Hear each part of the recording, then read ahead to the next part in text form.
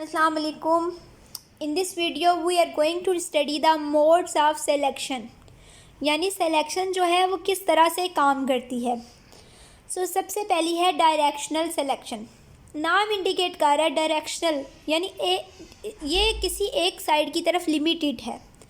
Directional selection occurs when individuals at one phenotypic extreme are at a disadvantage compared to all other individuals in this population। For example ये देखें, हमारे पास दो phenotypic extremes आ गई हैं 1, 2, ये दरमियान में इंटरमीडिएट फॉर्म्स हैं। आप सपोज करें 1 फिनोटिपिक एक्सट्रीम जो है ए जो है यानी कि वो डिसएडवांटेज पे है compare to all other individuals, इन सब की निस्बत जो 1 है वो डिसएडवांटेज पे है।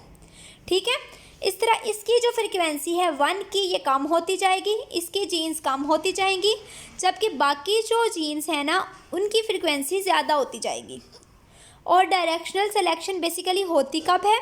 जब म्यूटेशन जो है वो न्यू जीन प्रोड्यूस करती है और इन्वायरमेंट जो है वो उस जीन को सिलेक्ट कर लेता है against the existing phenotype. Next हमारे पास है disruptive selection. Disruptive selection basically क्या है? Another form of nature selection, जिसमें क्या होता है कि selecting against individuals of an intermediate phenotype, यानी इसमें निशाना कौन बन रहा है सिलेक्शन का? इंटरमीडिएट फिनोटाइप्स, यानी उनके सर्वाइवल का मसला हो रहा है और ये डिस्टिंक्ट सब पॉपुलेशंस प्रोड्यूस कर देती है। अब फॉर एग्जांपल देखें, स्नेल की पॉपुलेशन है with the range of shell colours. Shell colours कौन से हैं? वाइट है और डार्क ब्राउन है। ठीक है, और वो ऐसे पॉन्ड में रह रहे हैं जहाँ पे 2 बैकग्राउंड कलर्स हैं, एक वाइट है और एक ब्राउन है। वाइट जो है वो मोलस्क के शेल की वजह से कलर है, जो सैंड बनी होती है मोलस्क के शेल्स की, और रॉक्स आउटक्रॉपिंग्स जो हैं रॉक्स की वो ब्राउन है।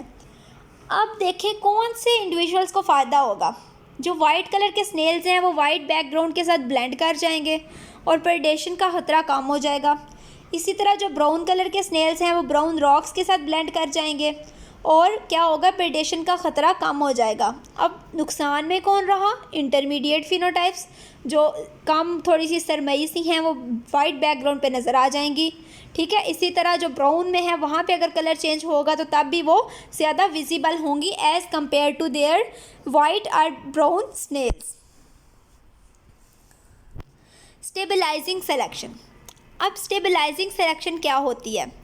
Both phenotypic extremes are deleterious, यानी हार्मफुल हैं, और third form of natural selection stabilising selection आ जाती है। अब इसमें क्या होता है? ये देखें, हमारे पास ए है और बी है। अब स्टेबलाइजिंग सिलेक्शन क्या करती है? इन दोनों को रिमूव कर देती है। हमारे पास सिर्फ इंटरमीडिएट फिनोटाइप के जो इंडिविजुअल्स हैं वो बाकी रह जाते हैं। During long periods of environmental constituency, a new variations that arise, a new combination of genes that occur are unlikely to result in more fit phenotypes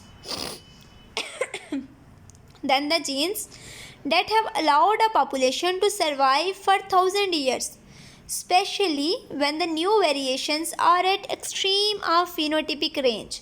क्या मतलब हुआ इसका? यानी इन्वायरमेंट कांस्टेंट है, ठीक है, न्यू वेरिएशंस अराइज हो रही हैं, न्यू कम्बिनेशंस बन रहे हैं जीन्स के, और वो रिजल्ट करते हैं मोर फिट फिनोटाइप्स में than the genes that have allowed, जो कि जीन्स पहले से प्रेजेंट है ना पॉपुलेशन में, उनसे ज़्यादा जो है वो कह लें कि सूटेबल जीन्स जो हैं अब हमारे पास प्रोड्यूस हो गई हैं। और इस तरह क्या होगा कि जो फिनोटिपिक एक्सट्रीम्स होंगी वो रिमूव हो जाएंगी और बाकी जो है वो स्टेबल रहेंगे। स्टेबलाइजिंग सिलेक्शन की एग्जांपल है horseshoe crab which lives along the Atlantic coast of United States. जब हमने फॉसिल रिकॉर्ड का कंपैरिजन किया लिविंग फॉर्म्स के साथ तो हमें पता चला कि बॉडी जो है बहुत कम चेंज हुई है और apparently the combination of characteristics present in this group of animal is adoptive, यानी उसमें जितनी भी करैक्टरिस्टिक प्रेजेंट है ना वो उसके इन्वायरमेंट के लिहाज से अडॉप्टिव हैं।